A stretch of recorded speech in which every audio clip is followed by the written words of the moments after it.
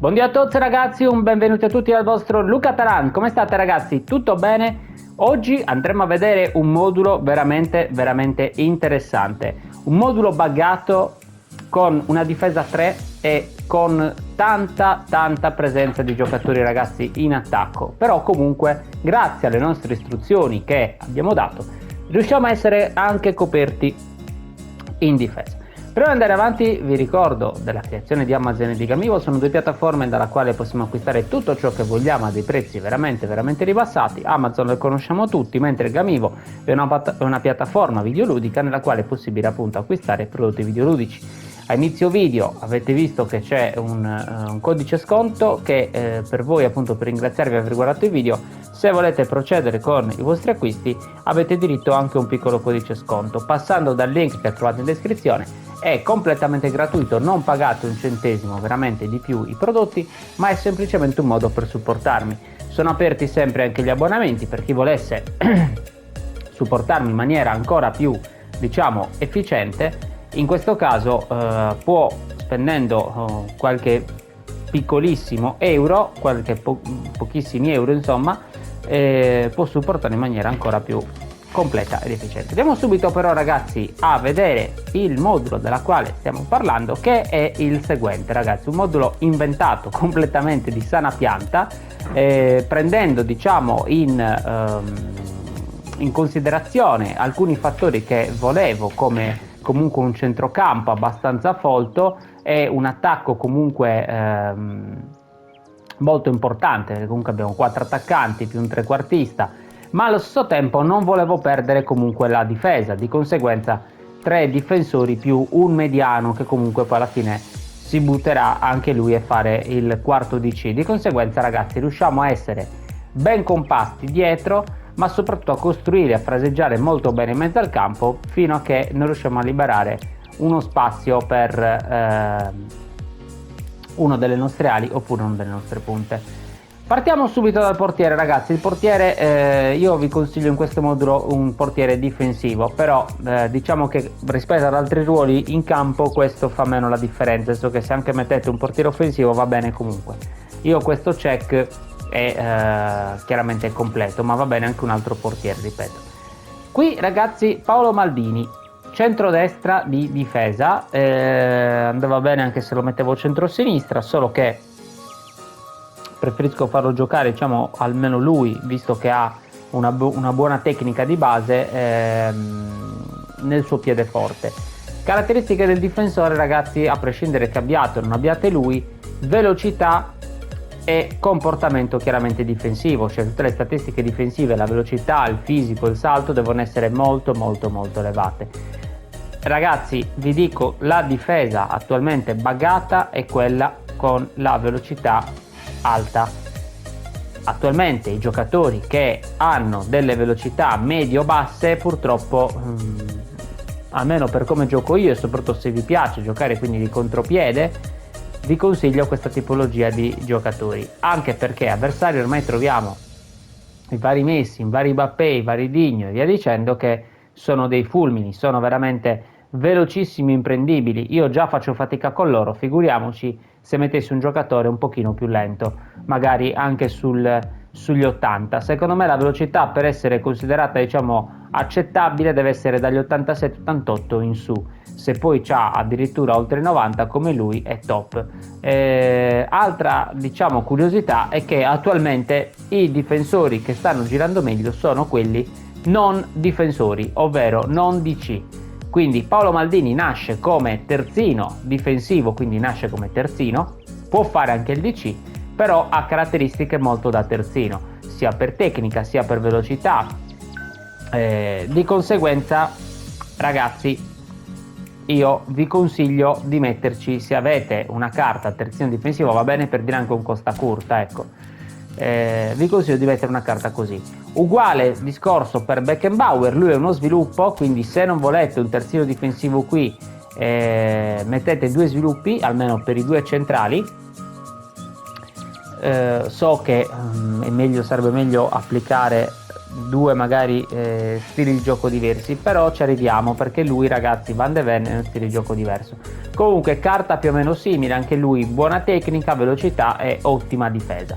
Questi, ragazzi, sono i parametri che dobbiamo tenere in considerazione. Velocità, mi raccomando, sopra i 85, 87, meglio anche sopra i 90 sarebbe l'ideale, comunque almeno sopra l'87, 88 sicuro. Sotto, più bassi, ragazzi, no, ve lo sconsiglio più che altro perché il gioco è diventato molto molto veloce. Poi magari voi giocate in un modo che vanno bene anche quelli, però io per come gioco io non mi ci troverei proprio. Van de Ven, ragazzi, lo stesso, una gran carta, paragonabile secondo me anche a qualche leggenda che è uscita, perché è dappertutto, ragazzi. Questo giocatore è molto veloce, molto importante fisicamente, di testa le prende tutte, buona tecnica, un pochino inferiore sia a Maldini e Beckenbauer, però comunque un ottimo giocatore. Vicino a lui, ed è, come avete visto, incontrista. Qui, ragazzi, è fondamentale l'incontrista in questa posizione, mentre in questi altri due potete mettere due terzini difensivi, per dire, come ho fatto io, un terzino e uno sviluppo. Qui, ragazzi, dovete mettere per forza un incontrista, mi raccomando, fondamentale, perché questa carta deve fungere un po' da difensore e un po' da mediano delle volte, di conseguenza è importante che sia incontrista, in modo tale che, come dice la parola stessa, esca, quindi vada incontro all'avversario, staccandosi così un po' dalla difesa. Vicino a lui, ragazzi, un altro mediano incontrista. Quindi qui a mezzo al campo, ragazzi, in mezzo al campo c'è veramente tanta grinta e tanto fisico. Van de Ven e Vieira sicuramente non sono proprio piccolini e facilmente spostabili. Stiamo parlando di un'altra bestia da 1,92 per 82 kg. Di conseguenza, ragazzi, sicuramente è molto complicato. Anche lui caratteristiche velocità, difesa, perché comunque è un mediano, e allo stesso tempo però anche un minimo di tecnica, perché deve far ripartire l'azione. Se non avete lui o comunque non avete un incontrista molto forte, va bene, ragazzi, anche un onnipresente o un collante, vanno bene entrambe le soluzioni. Li ho testato qui Barella, ho testato Kanté, ho testato Gilberto Silva che ho in panchina, funzionano tutte. Io ho Vieira, ma lui è un giocatore incredibile, quindi utilizzo lui senza ombra di dubbio. Però ragazzi, ecco, ci sono delle alternative molto interessanti e valide. Vicino a lui io, ragazzi, ci metto Pirlo. Perché Pirlo? Perché intanto è un tra le linee e voglio che faccia quel movimento di sali e scendi, appunto, che si vada a mettere fra le linee, perché spesso e volentieri lui si trova smarcato in mezzo al campo. E guardate un po', ragazzi, che carta, la tecnica che ha questa carta, incredibile, e dà dei palloni chiaramente per gli esterni o per le punte veramente top. Se non avete Pirlo, ragazzi, la carta che dovete metterci vicino in questo caso può essere un pelino più lenta magari, ecco, rispetto agli altri che abbiamo già visto, agli altri giocatori che abbiamo già visto. Io diciamo che in questa posizione ci vedo bene appunto uno che imposti molto l'azione, come anche un po' trequartista. Tanto abbiamo già vicino comunque Vieira, che ripeto, lui è dappertutto. Ecco, se non avete magari un Vieira e mettete vicino un giocatore, per dire un Barella, che comunque con tutto il rispetto è un pochino inferiore a questa carta di Vieira, magari metteteci a questo punto magari un regista, cioè un tra le linee sempre, però un pelino più veloce magari, ecco.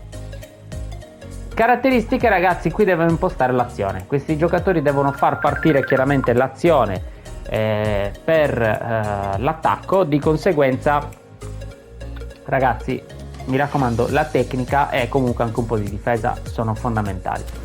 Tre quarti, ragazzi, io ci metto Beckham, anche lui un tra le linee, molto forte, molto interessante. Va bene anche un regista creativo in questa posizione, io ci metto lui perché comunque mi piace molto come si muove, ha un gran tiro e soprattutto un gran passaggio, veramente mette dei palloni incredibili per gli attaccanti.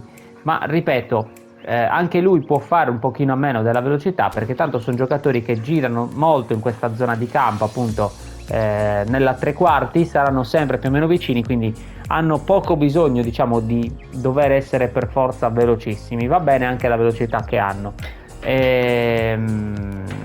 Vi consiglio poi, ragazzi, se volete chiaramente provare,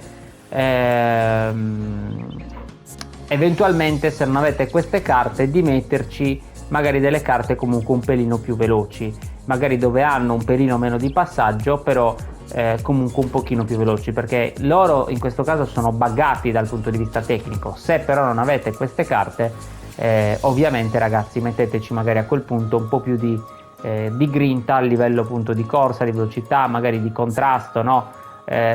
Ci sono degli altri tra le linee interessanti, uno su tutti ad esempio Modric, Pedri, insomma ce ne sono tanti, Kimmich anche va bene qui ad esempio al posto di Pirlo, ce ne sono insomma diversi. Andiamo, ragazzi, in avanti. Io vi consiglio, partiamo dagli esterni e poi andiamo a vedere l'attacco, perché questo attacco è veramente incredibile con queste carte che ho messo.